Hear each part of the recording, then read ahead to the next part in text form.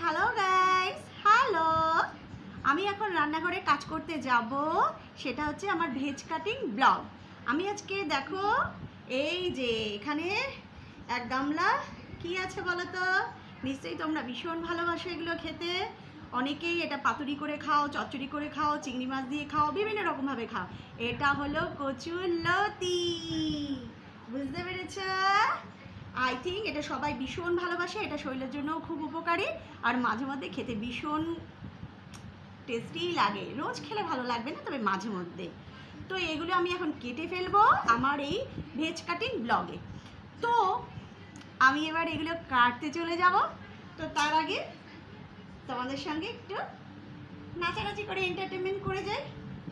তোমার ডাকে সাড়া দিতে বই গেছে, তোমার ডাকে সাড়া দিতে বই গেছে, তোমার ডাকে সাড়া দিতে বই গেছে।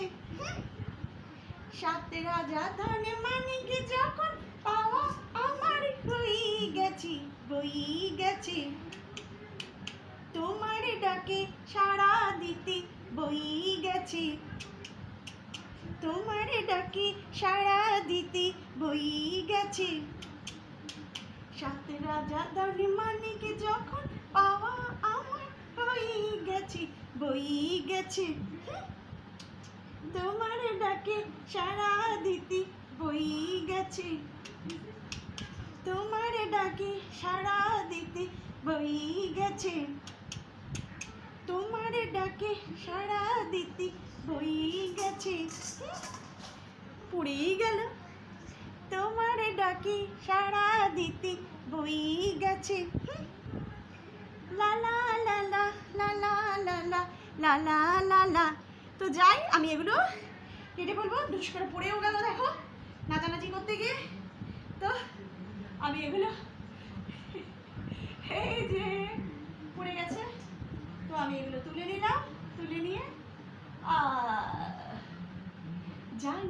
जाने मन पलक तेरी नजर, जाने मन दिल तेरा।